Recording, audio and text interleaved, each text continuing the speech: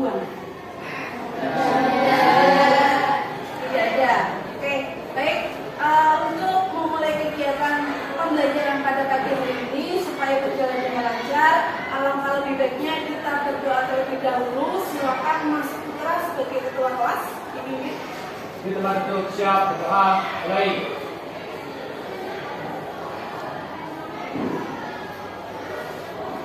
Selesai. Terima kasih. Hari ini apakah ada yang tidak berangkat? Berangkat semua. Oke, baik, untuk memulai kegiatan, alangkah lebih baiknya biar lebih semangat kita nyanyi dulu salah satu lagu nasional, yaitu dari Sabang sampai Merauke. Silakan anak-anak berdiri semuanya.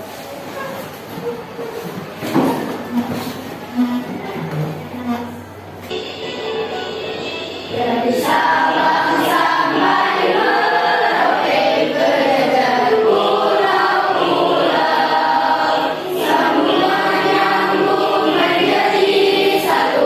Itulah Indonesia.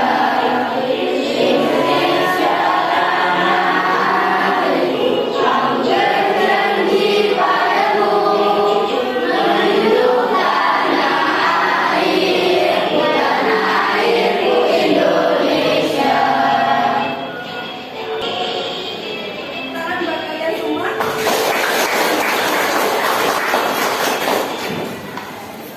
Baik anak-anak, hari ini kita akan melanjutkan di bab 3, yaitu terkait dengan memaknai peraturan perundang-undangan. Silakan kalian boleh buka bukunya untuk bab 3.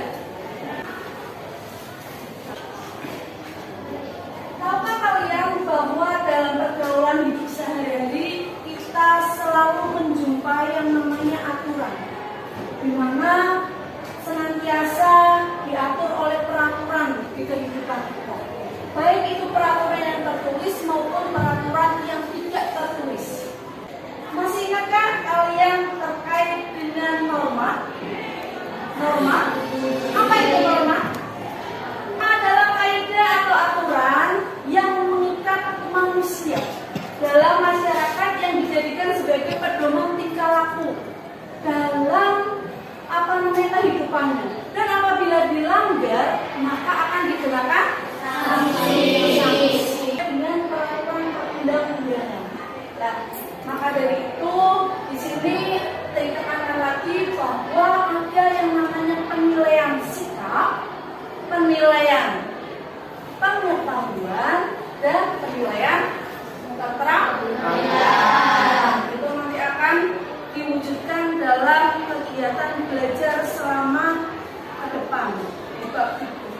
Kemudian Bayu sampaikan juga terkait dengan kompetensi dasarnya, yaitu 3.3, yaitu memahami tata urutan peraturan perundang-undangan dalam sistem hukum nasional di Indonesia. Kemudian tujuan pembelajarannya di sini ada 4 tujuan. Yang pertama itu melalui kegiatan mengamati dan diskusi kepada diri menjabarkan makna dan tata urutan peraturan perundang-undangan di Indonesia.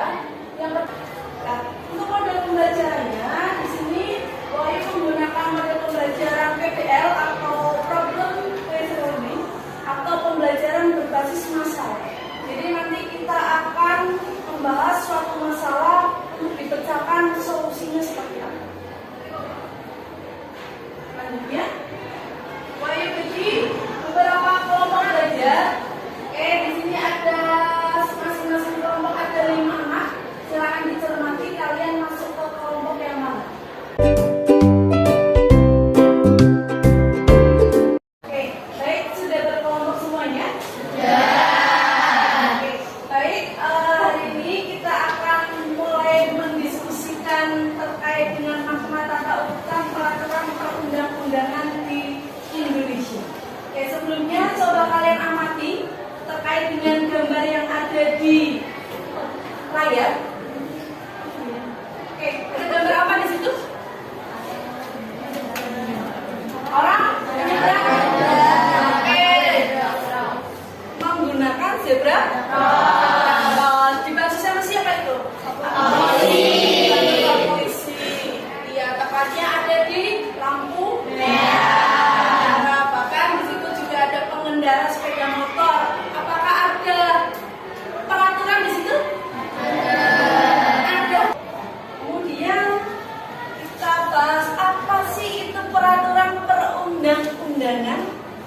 Ada yang tahu apa itu peraturan?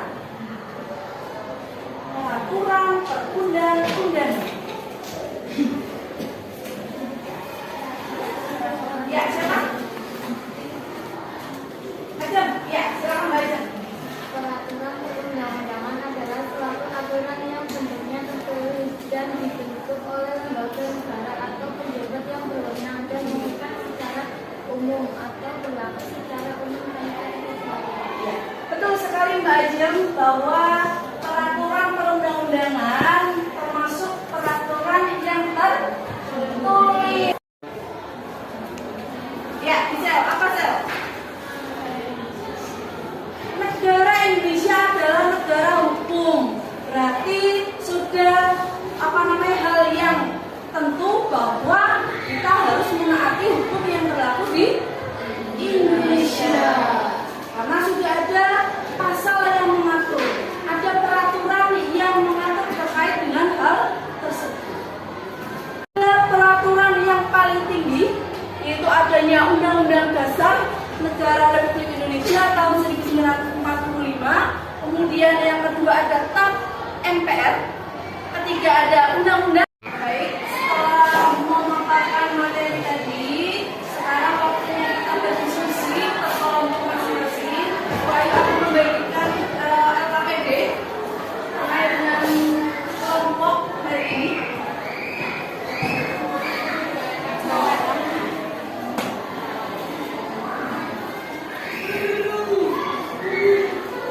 Kemudian LKPD yang selanjutnya ada yang namanya mencari kasus pelanggaran peraturan perundang-undangan.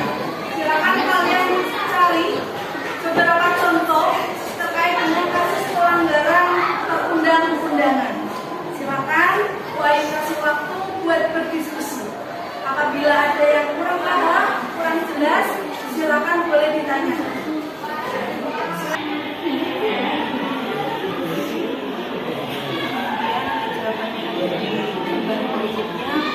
Sama kasus-kasus pelanggaran yang pernah kalian lihat atau kalian lakukan atau kalian jumpai secara langsung, silahkan kalian boleh cari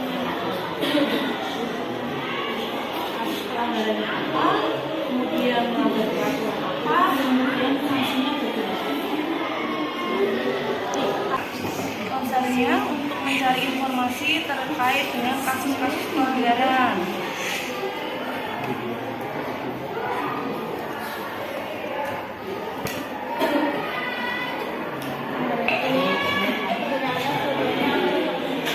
Tentang peraturan perundang-undangan, apa yang ingin kita temui dari undang-undang. Misalnya itu apa namanya? Mengapa kita tidak boleh menolak pesan merah? Apa? Melanggar apa? Tidak membawa surat-surat. Oke, tidak membawa surat-surat dalam berkendara. Nah, kemudian sanksinya apa? Silakan boleh digunakan ponselnya. Oke, bawa ponsel? Oke, coba bicara. Ya, berarti silakan di sini. Sanksinya, peraturannya tadi terkait dengan pidana, kasus pelanggarannya itu pencurian. Silakan. Apakah diskusinya sudah selesai? Sudah. Baik, karena sudah, sekarang waktunya kita menyajikan hasil untuk maju ke depan terlebih dahulu. Silakan. Assalamualaikum warahmatullahi wabarakatuh. Waalaikumsalam warahmatullahi wabarakatuh. Kami dari kelompok DKI Jakarta akan mempresentasikan hasil diskusi kelompok kami yang terkait dengan kasus pelanggaran terhadap peraturan perundang-undangan. Kasus yang pertama adalah penganiayaan, yang peraturannya adalah pidana. Sanksi pidana penjara paling lama 2 tahun 8 bulan atau denda paling banyak Rp300. Sekian dari kami. Terima kasih. Wassalamualaikum warahmatullahi wabarakatuh. Assalamualaikum warahmatullahi wabarakatuh. Waalaikumsalam warahmatullahi wabarakatuh.